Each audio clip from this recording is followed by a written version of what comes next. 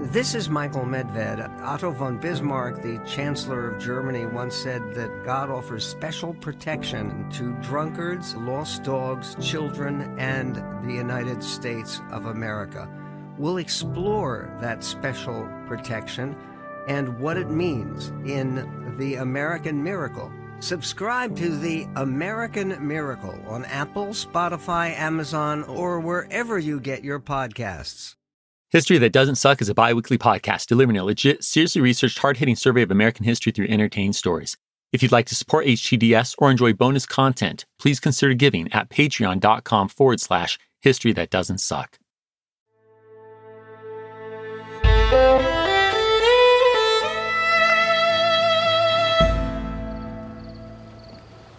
It's a little past 1 a.m., Monday, March 22nd, 1920. Roughly 2 months since the start of Prohibition. We're on the Washington state coast, about 20 miles north of Seattle, where a Lieutenant Roy Olmstead of the Seattle Police and a dozen or so others are waiting impatiently on Meadowdale Dock. They haven't been here long, and they know that their intel is good. That any minute now, a rum runner, that is, a bootlegger ship or boat, will arrive with an obscene amount of Canadian whiskey. But still, standing in the cold, dark morning grows tedious fast. Suddenly, they hear it. The distant sound of a humming motor. Now peering across the Puget Sound, the lieutenant sees the silhouette of a launch speeding across the moonlit waters and directly at his group. Most excellent. His contacts have come through. This bootlegging policeman couldn't be happier. That's right. Roy's a crooked cop. And since that launch still won't make it here for a few minutes, let me fill you in on how he turned bootlegger. Roy Olmstead has a lot going for him. He's well-built, charming, intelligent. Numbering among Seattle's finest, since 1906, this family man and friend of the mayor quickly ascended the ranks and gained influence.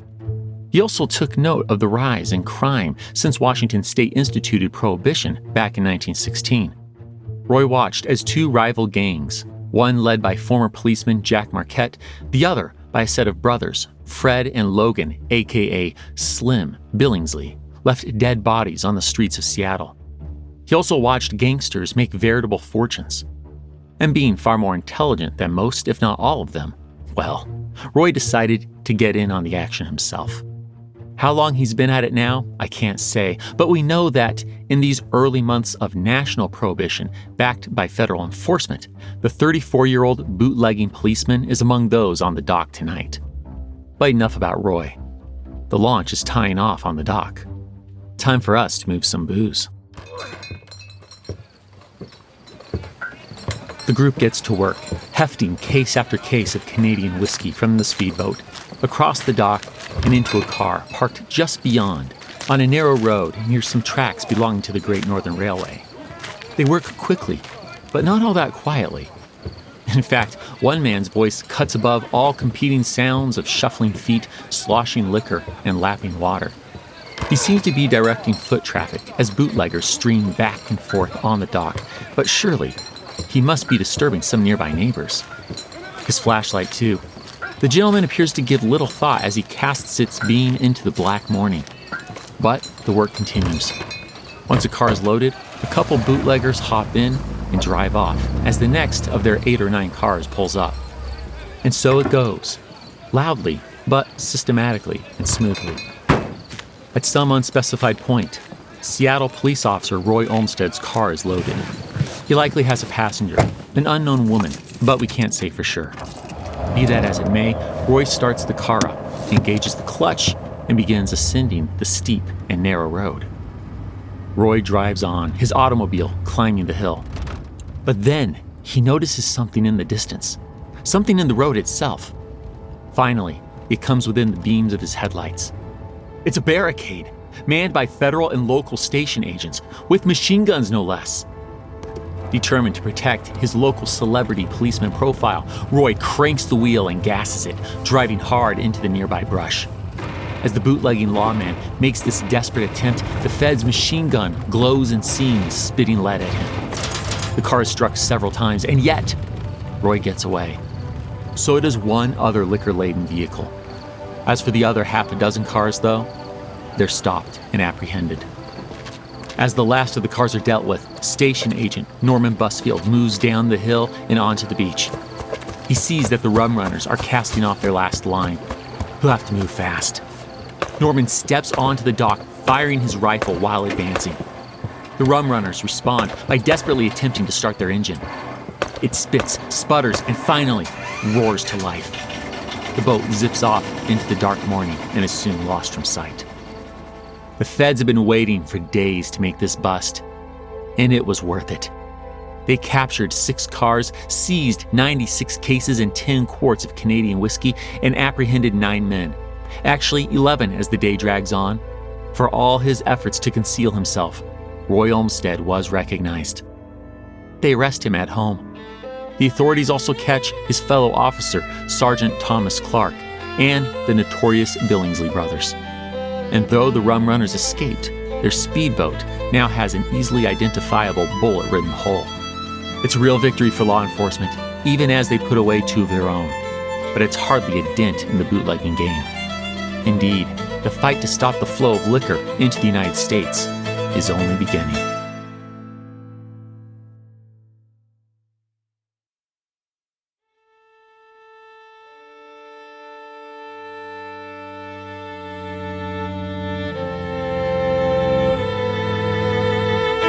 Welcome to History That Doesn't Suck.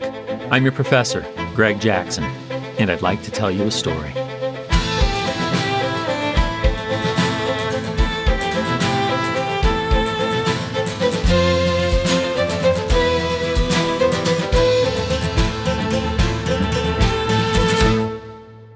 Roy Olmstead gets fired from the force. He gets fined $500. All good by Roy. He now turns to bootlegging full-time. He amasses a fortune before a wiretap brings him down in 1925. Charged with violating the Volstead Act and conspiracy, the jury finds him guilty and Roy receives a 4-year sentence and an $8,000 fine. The former cop appeals, arguing his 4th and 5th Amendment rights were violated, but no such luck. In a 5-4 decision, the U.S. Supreme Court upholds Roy's conviction, setting a precedent that won't change again until Katz v. United States in 1967. So ends the criminal career of the king of the Puget Sound bootleggers, or the good bootlegger, as Roy was also known, because he refused to let his men carry weapons or take lives. And today, in this second of 3 Prohibition episodes, we'll see that Roy deserved to stand out for his nonviolent ways amid the violence and murder that comes with America's ban on booze. We'll start by digging into Prohibition's enforcing law, the Volstead Act, which actually does allow some drinking. We'll explore that, then meet the law's defender, the Prohibition agents. We'll bust a speakeasy with famed Prohibition agent Izzy Einstein, as well as a still operation in Montana with agent Ben Holter. But once we know the law and its enforcers, it's off to the underworld. And I'm not just talking about busting a club or a single rum runner. I'm talking high-level organized crime types. Now, there are more romanticized and deadly gangsters than we can ever meet in a few episodes, but we have an excellent sampling here. First, the murderous tale of Cincinnati's early 1920s king of the bootleggers, George Remus. Second is New York's deadly and seemingly bulletproof Jack Legs Diamond. And then we go deep on New York, following the sordid story of Sicilian-born Charlie Lucky Luciano as this mafioso and his Jewish gangster buddies, Meyer Lansky and Benjamin Bugsy Siegel, redefine organized crime in the Big Apple. So grab your trench coat and grab your gat. These streets aren't safe. And we begin by making sure we understand the laws we'll soon see broken with abandon, which means going back to the start of the year, just a few months before Roy got caught his first time and fired from the Seattle police force. Rewind. Most Americans are compliant as the alcohol-prohibiting 18th Amendment goes into effect on January 17, 1920. Some replace their old liquor habit with a new soda pop habit. They even keep drinking at the same place as saloons pivot from serving gin and tonic to just tonic. Others are slowly working their way through their home collection. Yes, the home collection is, as we learned in episode 157, perfectly legal. While the 18th Amendment prohibits the manufacture, sale, or transportation of intoxicating liquors, it does not prohibit owning or consuming said intoxicating liquors. Nor does the amendment's far more detailed enforcer, the Volstead Act. In fact, it expressly states otherwise in Section 33. To quote the law, "It shall not be unlawful to possess liquors in one's private dwelling, provided such liquors are for use only for the personal consumption of the owner thereof and his family residing in such dwelling and his bona fide guests when entertained by him therein." Close quote. Naturally, the wealthy benefit from this loophole the most. They're the ones with the cash and storage space to secure ungodly stockpiles of their favorite inebriating libations before the boozeless bewitching hour strikes. One such example is Joseph Kennedy. Acting before January 1920, the future presidential father filled his Brookline, Massachusetts home with a wine collection that would make Bacchus red with envy. And side note, later claims that Joseph makes a second fortune bootlegging are unsubstantiated and probably bogus. The origins of these rumors are likely due to him sharing a name with Canada-based liquor producer Joseph Kennedy, whose jazz and silk hat cocktails are incredibly popular. Anyhow, there are other exceptions in the Volstead Act. We hit some of these in episode 157, but I'll remind you that priests and rabbis can still get wine, homemade cider is in the clear, and medical uses are still in play too. Unsurprisingly, doctors see a sizable uptick in patients seeking a prescription for whiskey or scotch to cure what ails them. That all said, let's not make too much of these small exceptions or loopholes. The Anti-Saloon League's success in getting the Volstead Act to define anything above a 0.5% alcohol content as intoxicating is incredibly limiting, and even though most Americans are compliant, there are more than enough who aren't. In fact, so many are boozing illegally that the Boston Herald asks its readers to invent a new word to describe those who so brazenly break prohibition laws. 25,000 readers submit. 2 contestants end up splitting the $200 prize as they each come up with the same word, scofflaw. And with so many Americans so willing to scoff at this law, that is, at prohibition, Uncle Sam needs someone to enforce it. That's where the Treasury Department's Bureau of Internal Revenue comes in. Yeah, you heard that correctly. While the Coast Guard, Customs Bureau, J. Edgar Hoover's Bureau of Investigation, that is, the predecessor of the FBI, and of course, local law enforcement all play their part. The prohibition buck stops with the Bureau of Internal Revenue. This bureau, later to be known as the Internal Revenue Service, or the IRS, soon establishes the Prohibition Unit, which consists of just more than 1,500 agents, all of whom are better armed than trained. They're covering all 48 states. Yeah, they're spread thin, but don't discount them just yet.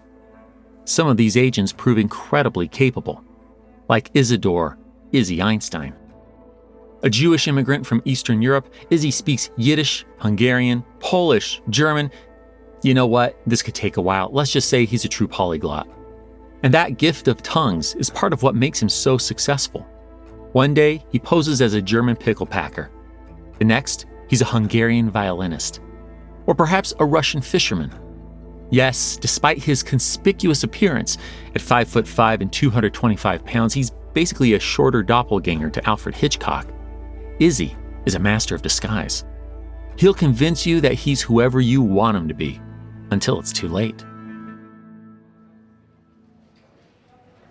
It's an unspecified day in early 1922. A heavy-set man in a boater hat and suit is lingering near the front door of the Yorkville Casino, situated between 2nd and 3rd Avenue on 86th Street in New York City.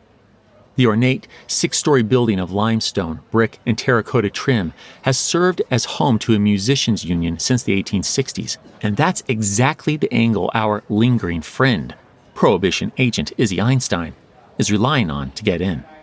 See, the musicians' union is above the casino, and you can't just waltz in. You need an invite, because this union has its own bar to serve the creative needs of its 1,000 or so musical members. And so, here's Izzy, down by the door, looking for someone to offer him an invite. Soon enough, a gentleman approaches the stout but friendly undercover agent. "Where are you from?" Izzy plays his part.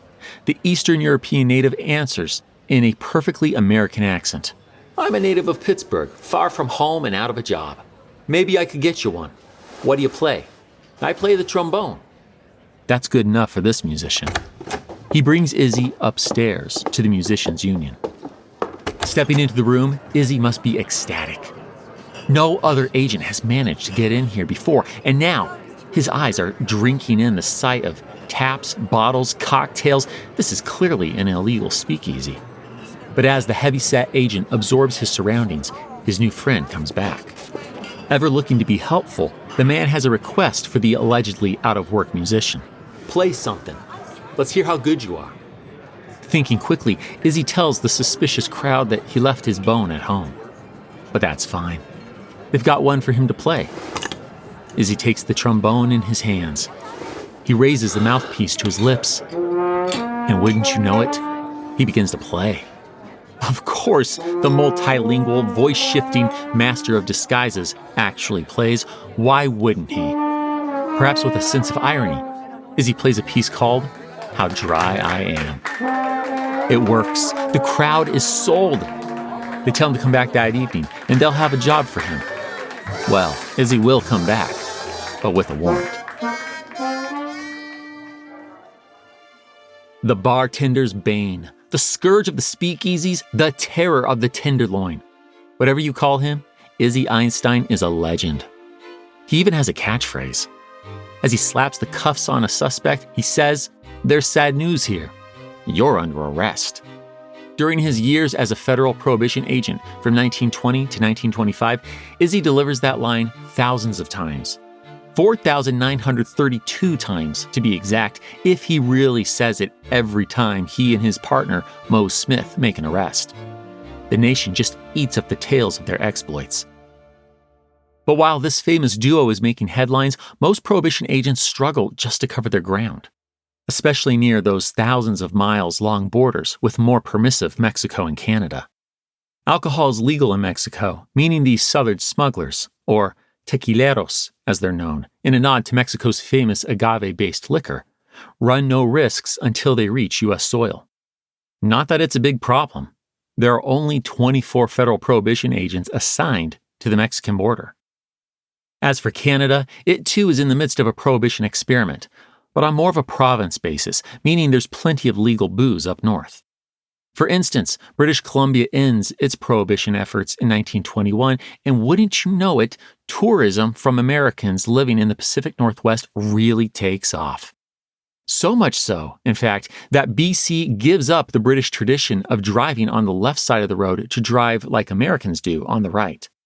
Canadians, so polite, so kind of them to accommodate the American tourists who understand that the BC abbreviation really stands for bring cash and may happen to purchase large quantities of perfectly legal Canadian whiskey.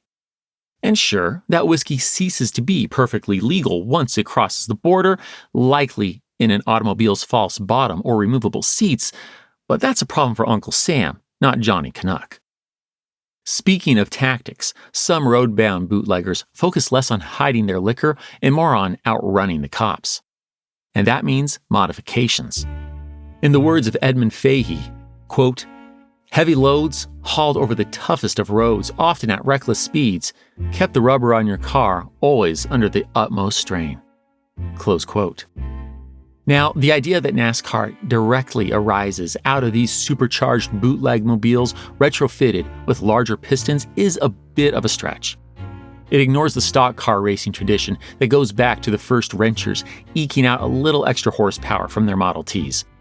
But it is true that a number of future mechanics and racers, like Junior Johnson, later credited with inventing the skidding 180-degree bootleg turn, get their first taste of speed while racing over hills during Prohibition. That's right, hills, not just borders. Because not all of America's illicit liquor is coming from abroad. Moonshiners, that is, those distilling their own hooch at home, are running stills all over the country. They might double as bootleggers, running that booze elsewhere, or serve customers from their home speaks, or blind pig, to use the era's slang for the at-home speakeasy. Such bootlegging moonshiners are found all across the nation. Even in the deserts of rural Sanpete County, Utah, one local will later claim that, quote, Bootleggers almost had to wear badges so they wouldn't sell to each other. Close quote. And with so much moonshining going on, it's just a matter of time before an agent comes across an operation, even when that agent isn't trying. It's a late summer evening, May 17th, 1922. Dressed in a vest and flat-brimmed Stetson, a 44-year-old mustachioed Prohibition officer named Ben Holter is driving with an unnamed partner on Nettie Street in Butte, Montana.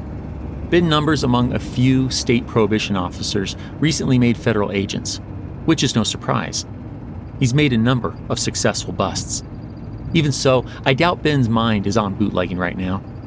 Enjoying the road, his mind is likely 200 miles away in Whitefish, Montana, on his wife, Clara, and his 4 kids, playing on tree stumps outside their home. Yeah, he's stoic and tough, but the Norwegian-born agent is a family man through and through. Suddenly, Ben is rocked back to the present as the car's front axle breaks. They come screeching to a halt. Damn it. Look at the damage. Ben knows there's nothing to do but call a tow. Well, one house on this street has its lights on. Maybe they've got a telephone, too. He walks over to 2705 Nettie Street and knocks on the door. 23-year-old Maude Vogan answers. Ben must be relieved to see a phone mounted on the wall behind her. He tells her about his car and asks to call a tow truck. Maude replies, "We have no phone." She then shuts the door.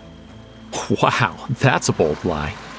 But as Ben stands there, unsure of what to do, 2 officers, Charles Rhoda and John Gary, happen by. Then the 3 of them notice 2 women slipping out the back of Maude's house. Huh. Ben waits while Charlie and John investigate. Then, only 2 minutes later, Maude opens the door. Defeated, she invites Ben in, saying, "Go ahead, they'd found it anyway." Heading upstairs, Ben finds that the "it" is a 20-gallon still along with jars of mash and moonshine.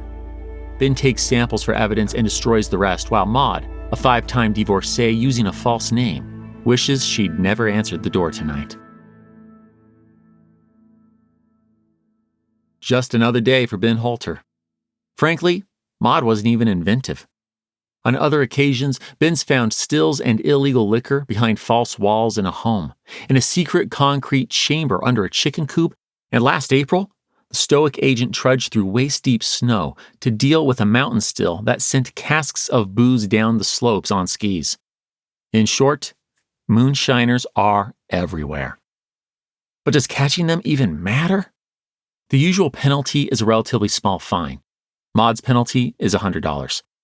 And while I can't tell you what happens to her after this, it's fair to guess that she just fires up another still and continues her illicit side gig. Ben sees this pattern all the time. Indeed, after a much bigger raid in which Ben seizes 800 gallons of mash and a 50-gallon still, the bold bootlegger grins from ear to ear as he tells the earnest Prohibition agent that they'll, quote, "find a new location and start anew," close quote. And Ben knows he's right. As courtrooms fill with bootleggers and moonshiners, overtasked judges are happy to slap the perp with a fine and quickly move on.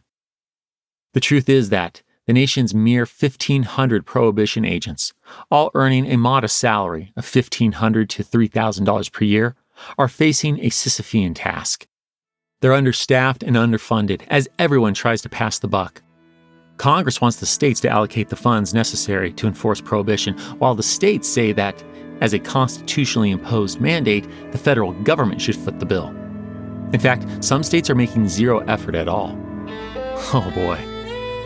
And so, Prohibition agents fight the underfunded fight, the often unpopular fight, with few seeing the success of New York's Izzy Einstein or even Montana's Ben Holter. But Prohibition is more than an uphill battle against small-time moonshiners and bootleggers. When it comes to the big boys, to the more organized, large-scale criminals, well, that's where things get far more deadly.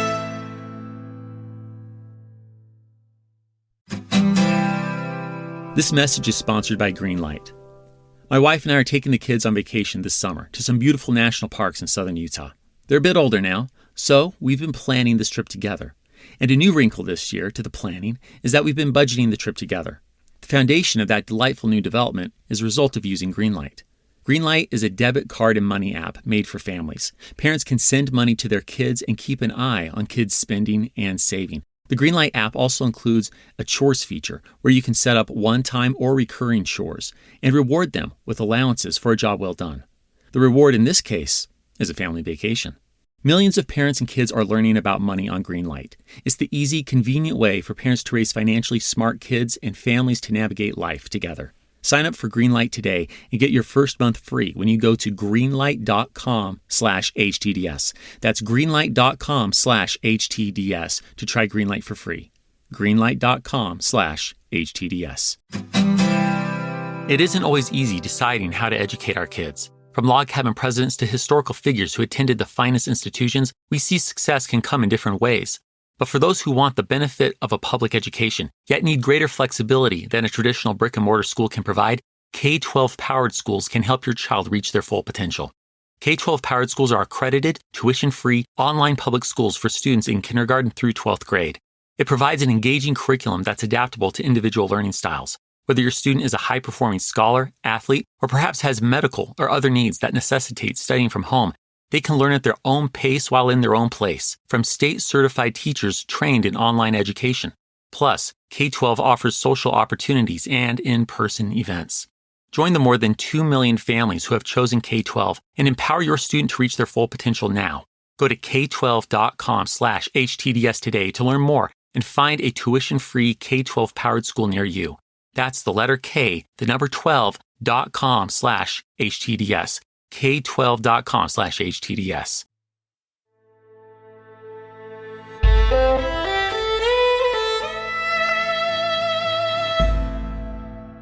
Before Prohibition, 1,300 American breweries supplied the nation with full-strength beer. By the mid-1920s, they're all out of business or have pivoted in a serious way. And I'm not just talking about brewing less than 0.5% alcohol per volume near beer. Coors produces malted milk and porcelain pottery. Anheuser-Busch is putting out refrigerated truck bodies and ice cream. If you're going to buy your ice cream from a repentant brewer, though, I suggest Yuengling's. Word has it that theirs is next level. Malted syrup, soft drinks, candy, cheese, brewers are doing whatever it takes to eke out a living. But with the nation's large, law-abiding breweries and distilleries mostly or completely out of the alcohol business, other, shall we say, entrepreneurs possessing the organization, supply chain, and business know-how are happy to fill this booze business void. I am, of course, referring to the underworld of organized crime, and one of the finest early examples of this is a German-born pharmacist and lawyer named George Remus, aka the King of the Bootleggers. In his pre-Prohibition life, Remus, as he likes to call himself while talking in the third person, was already a gifted lawyer. He popularized the temporary insanity plea a few years back. But it's his pharmacy background that launches his bootlegging career.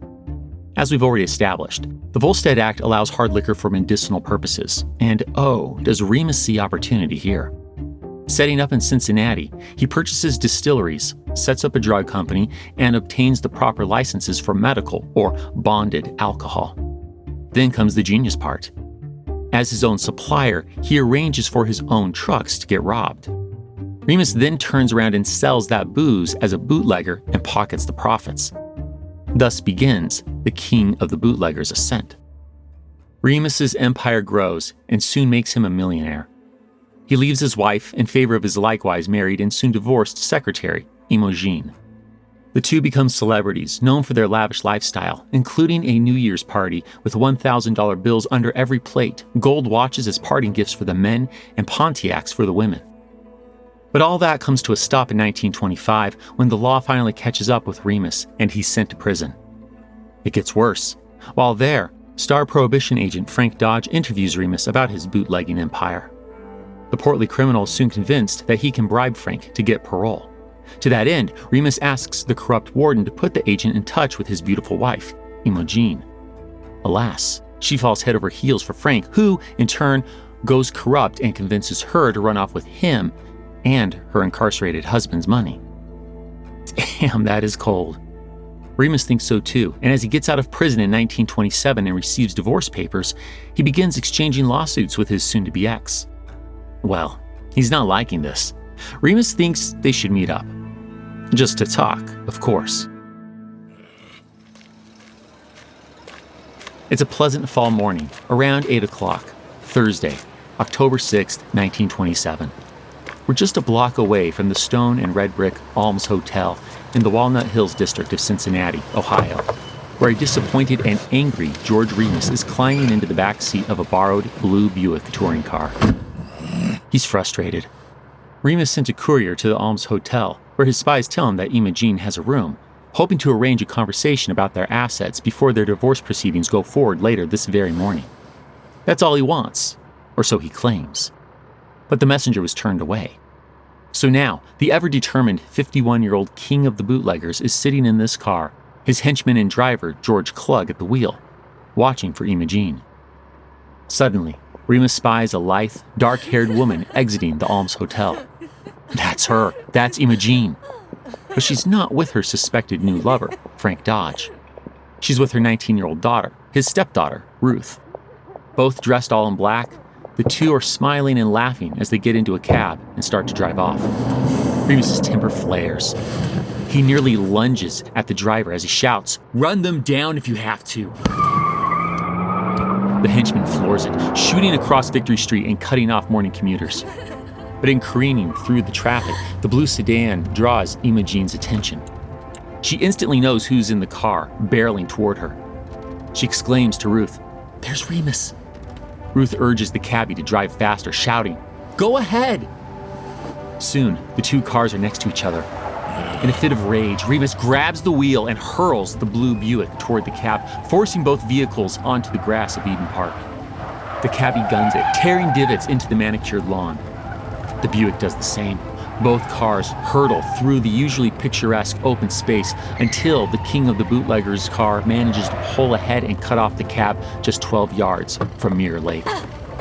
Pushing her daughter back in the cab to keep her safe, Emogene abandons the vehicle and flees on foot. Children, parents, and couples scream and flee as Remus leaps from his car and follows. Though a heavy-set man, Remus is quick.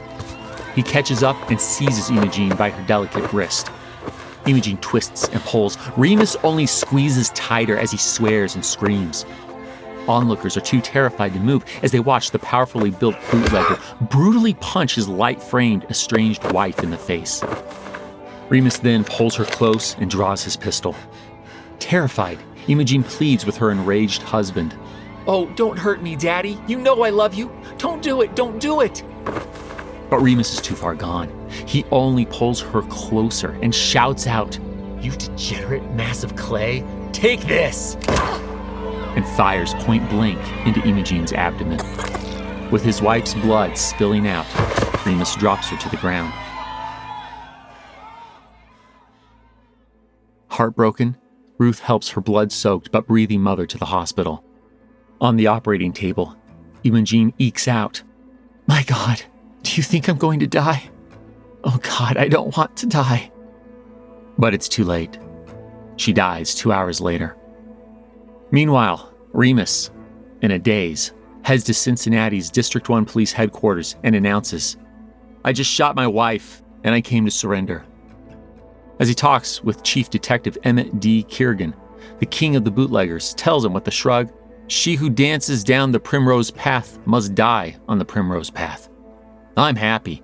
This is the first peace of mind I've had in 2 years." Remus goes to trial. Despite the testimonies of Ruth, the many witnesses in Eden Park, and Remus's own initial confession, the sly, self-representing lawyer and bootlegger is able to paint himself as the victim using his favorite plea, temporary insanity. The prosecutor, former President William Howard Taft's son, Charles Phelps Taft II, does his best, but when it's all said and done, the jury deliberates for just 19 minutes before declaring Remus not guilty. He spends 7 months in an asylum, goes back to the law, and again marries his secretary. He'll then disappear from the public eye, passing away in 1952 at 73 years old. While Remus's career rose expressly because of Prohibition, make no mistake, organized crime has a long and storied history before the United States 18th Amendment. Gambling, prostitution, racketeering, gangs have long had plenty of other illegal pursuits. That said, Prohibition is a gift to organized crime and across the nation, from Detroit's predominantly Jewish Purple Gang to Boston's Charles King Solomon and on. Gangs and crime lords quickly move into the new black market of alcohol. It pairs in a synergistic way with their other endeavors, particularly prostitution. Now, the examples and directions we could go from here are almost endless, but we'll take our first seedy step into the underworld by meeting one of New York's most charming killers of the 1920s, Jack Legs Diamond. The son of Irish immigrants, Jack grew up in Philadelphia. What turned Jack and his brother Eddie toward the world of crime isn't readily apparent, but turn they did, running first with Philly's petty thieving Boiler Gang. As a 16-year-old, Jack excelled at snatching packages delivered at nightclubs and darting off without getting caught. Basically, if he had lived in the online delivery world of the early 21st century, Jack would have been a porch pirate. And it's his ability to sprint with lifted packages or cases of beer that yields his famous lifelong nickname, Legs. Legs was called upon to serve his country during the Great War. Uninterested, he was arrested for desertion and served a stint at the Leavenworth military prison. He only got harder here as he met and mixed with New York gangsters. Upon his release, Legs and his brother become bodyguards and gunmen for hire. The slender, dark-featured gangster is soon racking up charges, including assault and grand larceny. Yeah, Legs beats the charges nearly every time and is as charming as they come, but make no mistake, he isn't a good guy. Moving up the mobster chain, Legs Diamond is soon rubbing shoulders with New York City's most notable mobsters, including one whom we'll meet in more detail a bit later, Sicilian-born Charlie Lucky Luciano. But let's not get ahead of ourselves. This evening, Legs is out with his first underworld boss, a New York gangster with a thriving kingdom built on narcotics, bootlegging, and the garment racket. The one and only Jacob Little Augie Organ. It's a crisp fall evening, just about 8:30 p.m., Saturday, October 15th, 1927. The dapper and youthful-faced 34-year-old Jewish gangster, Jacob Organ, or Little Augie, is walking down Delancey Street with Jack Legs Diamond. Now, Legs is highly valued by Little Augie. The lanky Philly transplant is respected and feared throughout New York and serves as a lieutenant in Little Augie's underworld empire, even running his own speakeasy called the Hotsy Totsy Club. Frankly, the bodyguard gig is a little beneath Legs these days. This is usually his brother Eddie's job, but seeing as he's indisposed due to some run-ins with the law at the moment, Legs is happy to fill in and keep an eye on the boss this evening. Sources don't say what they're up to. The boys might be leaving a business meeting, griping about competitors like aspiring garment racketeer Lepke Buchalter and beer baron Dutch Schultz, or heading to one of the Big Apple's many speakeasies for a night out. But wherever they're headed, or however sober they are, Little Augie has, as always, put a lot of faith in the Irishman. Legs is the only one packing. The duo soon reach a corner and turn onto Norfolk Street.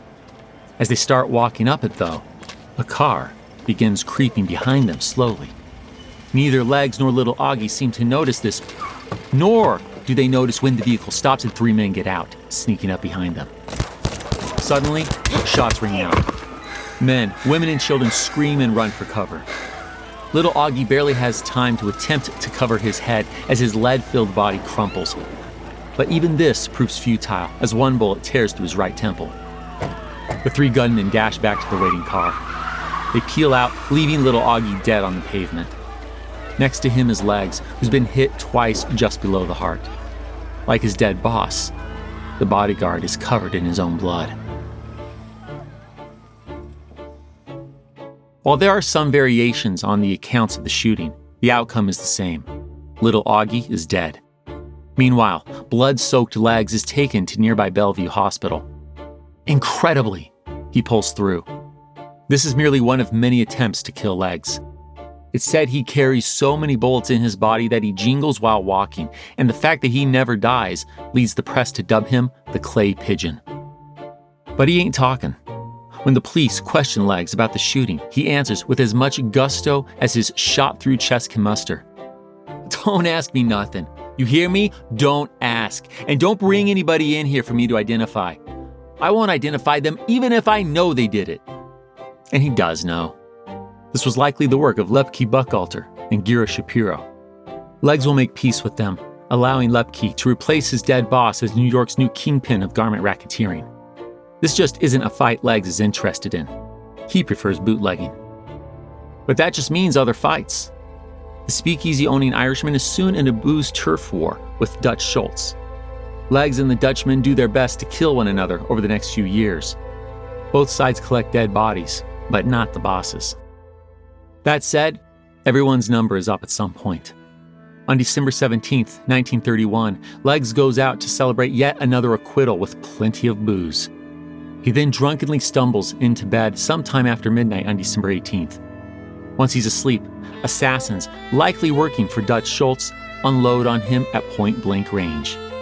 Thus ends the clay pigeon. Well, to an extent that is. His legend will live on in books and film. But speaking of films, I think it's time for us to meet some other New York gangsters. To hear their tales of friendship, families, and all-out war. You might say it's a story that you can't refuse.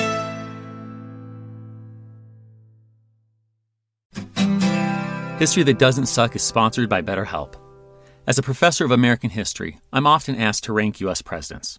Who is the greatest, the worst, the best politician, the best commander-in-chief? I rarely answer those questions to the asker's satisfaction, though, because, well, it's complicated.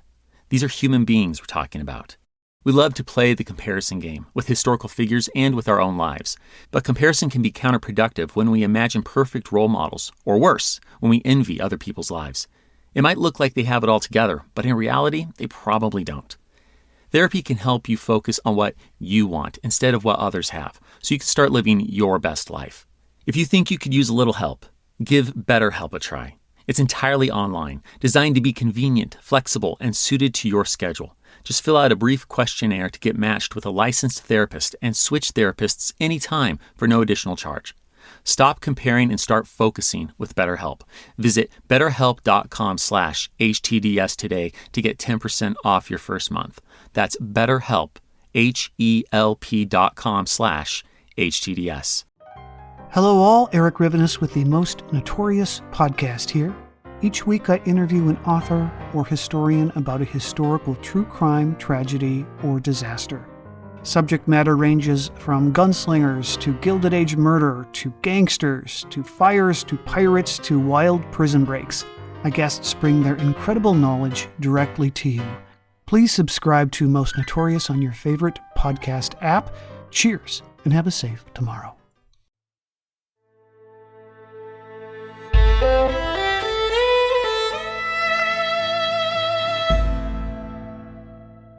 Possibly derived from an Arabic word that came to Sicily during the brief period of Islamic rule over 1,000 years ago. Possibly derived from the nickname of a 17th century Sicilian witch. The word mafia is believed to have originated on the Italian island of Sicily and means something along the lines of boldness or swagger. Whatever the origin of the word, it became attached to the Mediterranean island's several gangs in the 19th century as they banded together against the much-despised Bourbon monarchs who ruled much of southern Italy prior to its unification in 1871. In fact, this mafia soon became Sicily's de facto government, enforcing law, collecting taxes, and dealing justice. All according to its own code, of course. A code of hierarchy and secrecy. The mafia didn't stay on the small island, though. As hard times spurred Sicilian emigration, many of whom, as you may recall from episode 118, found themselves passing through Ellis Island to make a new life in the United States, and particularly in New York. The mafia spread with them. Let's keep this in mind as we take in a bit of pre-Prohibition background on one particular Sicilian immigrant destined for big things in this American-based mafia. Salvatore Lucania, as he was first known, was only 9 years old when his Sicilian family made the transatlantic steerage-class voyage to Ellis Island in 1907. They soon settled on the Lower East Side of New York, but the dark-featured youth didn't care much for it. As he saw it, his family had merely traded poverty on their home island for poverty in a trash-filled slum where he can't even speak the language. Frustrated, Salvatore turned to petty theft at the tender age of 10. He dropped out of school by 14. Now, it's important to note that Salvatore's childhood was one of ethnically divided immigrant neighborhoods. There's Chinatown. The Italians had their own Little Italy, while Eastern European Jews were sandwiched between the Italians and the Irish. Yet, despite their ethnic or religious dividing lines, many children in these struggling neighborhoods were learning the same lesson: that crime does, in fact, pay. Pickpocketing, craps games, muggings, this was their world, and by his late teens, Salvatore had taken a liking to using extortion tactics on Jewish kids. He and his fellow young Italian thugs would isolate a Jewish youth, then let the kid pick between a beating or, quote-unquote, paying for protection. Well, one day, Salvatore presented his offer to a particularly small Eastern European Jewish boy. The teenage Italian threatened, "If you want to keep alive, Jew boy, you gotta pay us 5 cents a week." The diminutive child answered with bold defiance, "Go f*** yourself." That boy's name was Meyer Lansky. Various versions of this meeting of young criminal minds carry various apocryphal details, but the simple and important truth is that this failed attempt at extortion proved the beginning of a deep, abiding, and soon law-breaking friendship between the two. In a rather monumental step for the era, Salvatore crossed the ethnic divide to ally with this small but fierce Jewish kid who had a head for numbers. And with Meyer came his hard-fighting best friend, Benny, or Bugsy Siegel. Growing into teenagers, Salvatore, Meyer, and Bugsy merged their Italian and Jewish gangs to fend off the better-established Irish gangs. Meyer and Bugsy rigged street games, while Salvatore, who was also running with the 5 Points gang and getting mentored by fellow Italian Johnny Torrio, got arrested for dealing heroin in 1916. After a 6-month stint in prison, Salvatore, or Charlie, as he now prefers, after other inmates shortened his name to Sal or Sally as they tried to make sexual advances on him, returned to the streets with more cred for not squealing on his associates while in the slammer. The 5 Points game reward newly christened Charlie with full membership. This allowed Charlie to rub shoulders with another young gangster who would soon follow Johnny Torrio out to Chicago, a guy named Al Capone. I know, Charlie has barely reached adulthood, yet has already met or worked with half of the era's legendary gangsters. But enough background. As Prohibition begins in 1920, Charlie parts ways with the 5 Points gang. He's now running with a true mafioso, that is, a true Italian gangster. Giuseppe Masseria, otherwise known as Joe the Boss.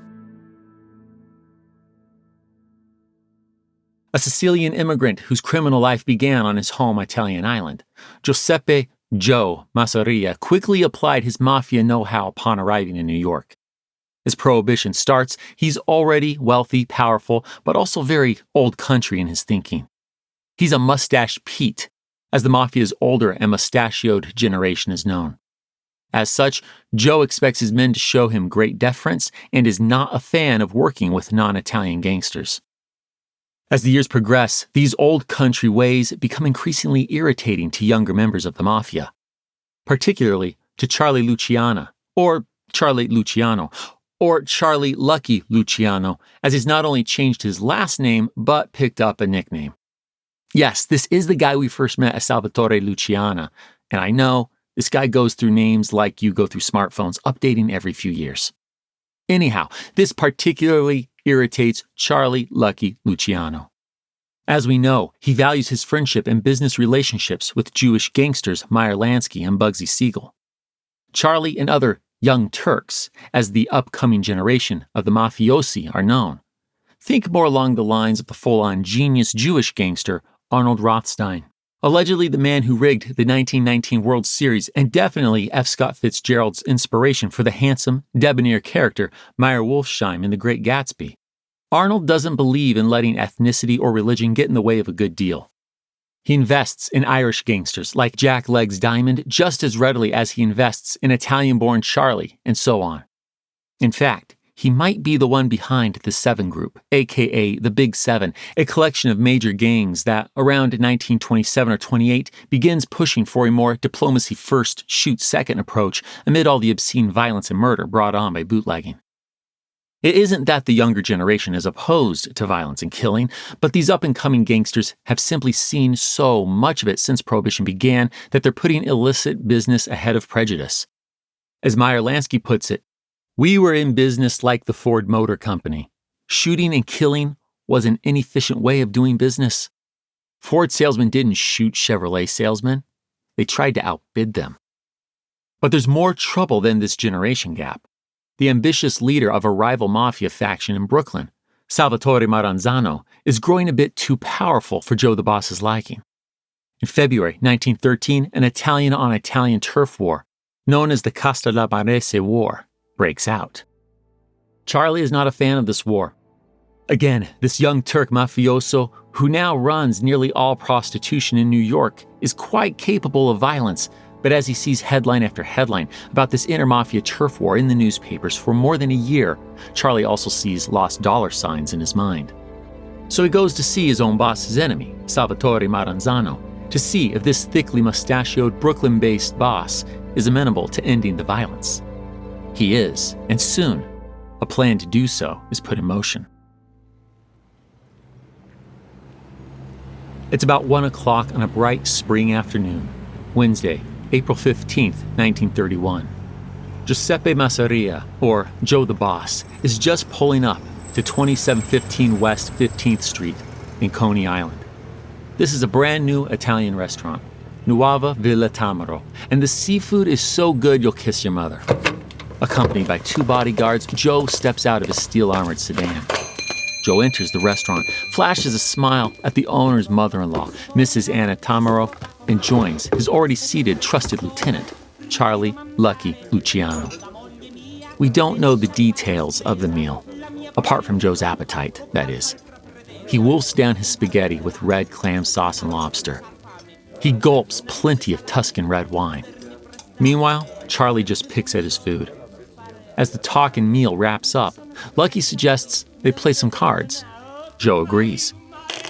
But as the cards come out, first, Lucky says he needs to hit the men's room. Hey, when you gotta go, you gotta go.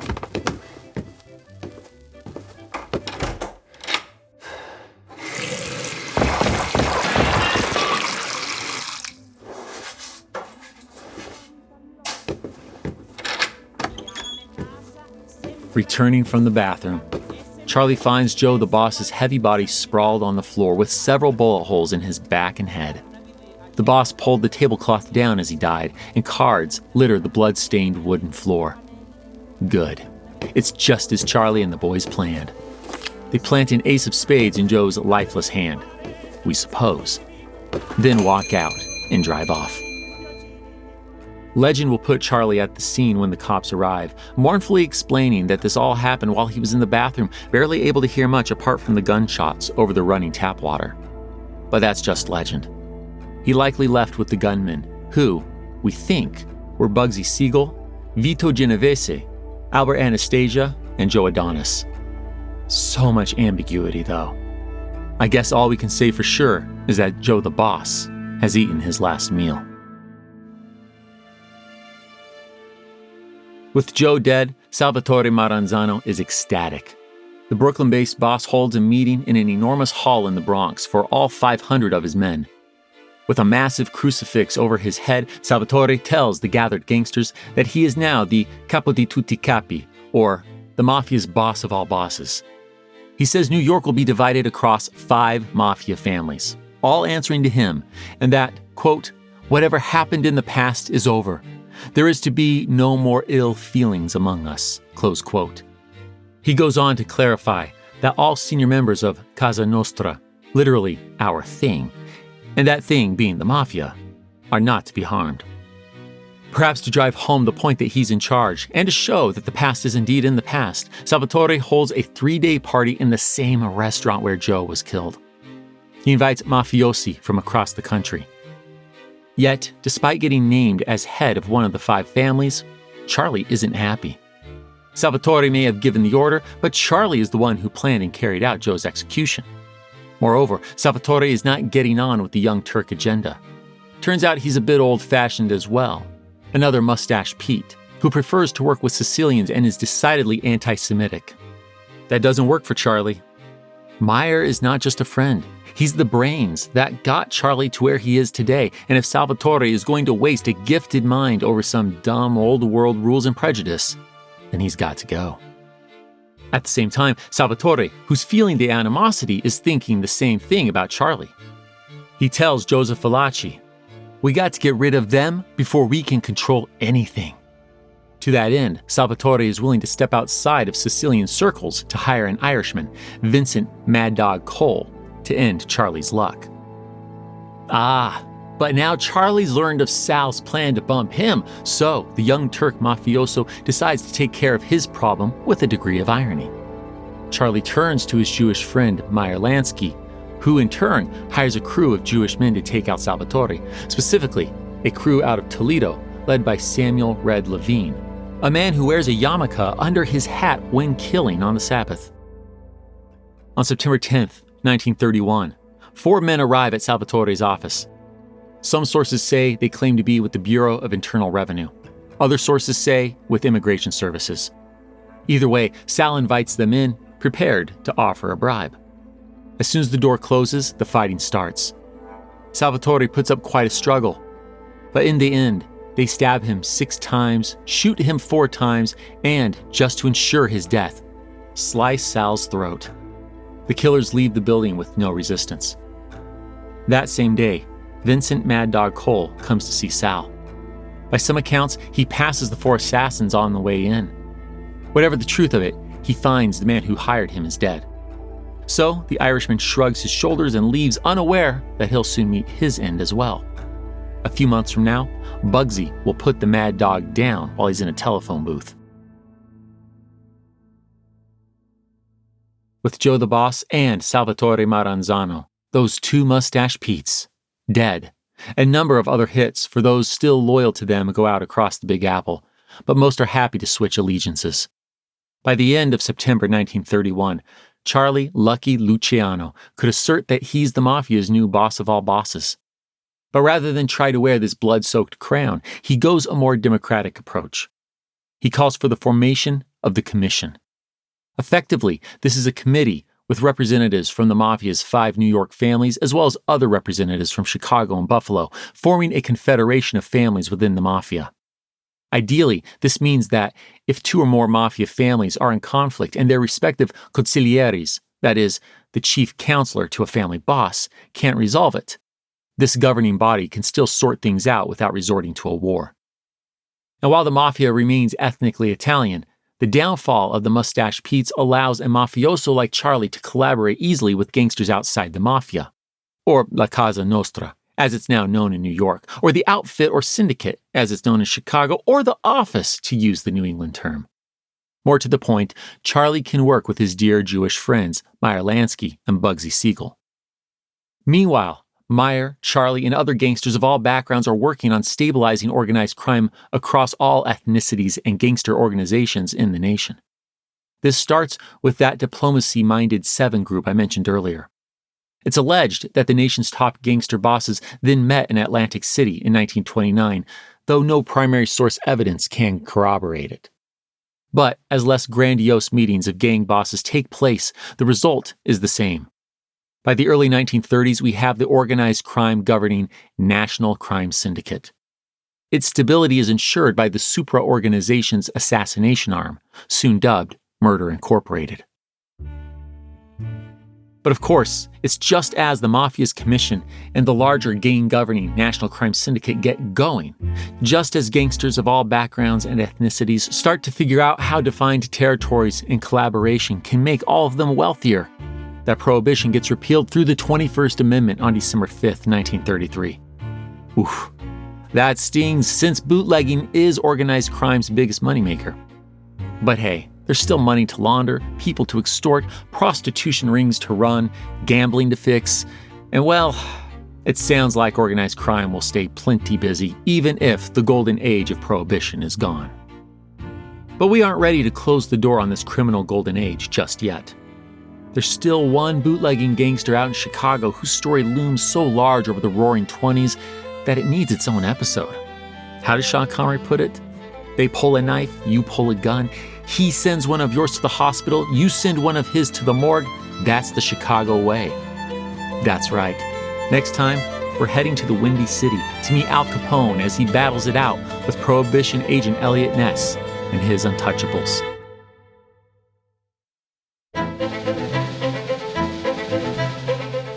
History That Doesn't Suck is created and hosted by me, Greg Jackson. Episode researched and written by Greg Jackson and Will El Tigre Numero Uno King. Production by Airship. Sound design by Molly Bach. Theme music composed by Greg Jackson. Arrangement and additional composition by Lindsey Graham of Airship. For a bibliography of all primary and secondary sources consulted in writing this episode, visit htdspodcast.com. HTDS is supported by fans at patreon.com/history that doesn't suck. My gratitude to you kind souls providing funding to help us keep going. Thank you. And a special thanks to our patrons whose monthly gift puts them at producer status.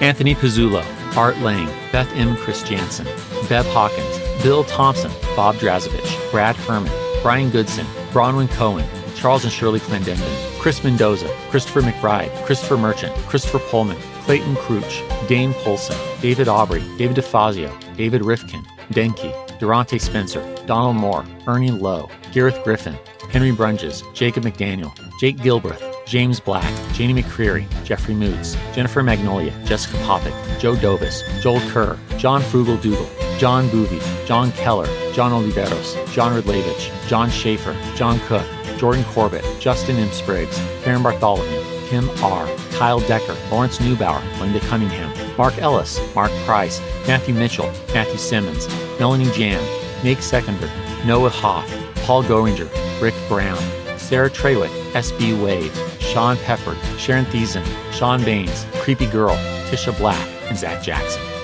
Join me in 2 weeks, where I'd like to tell you a story.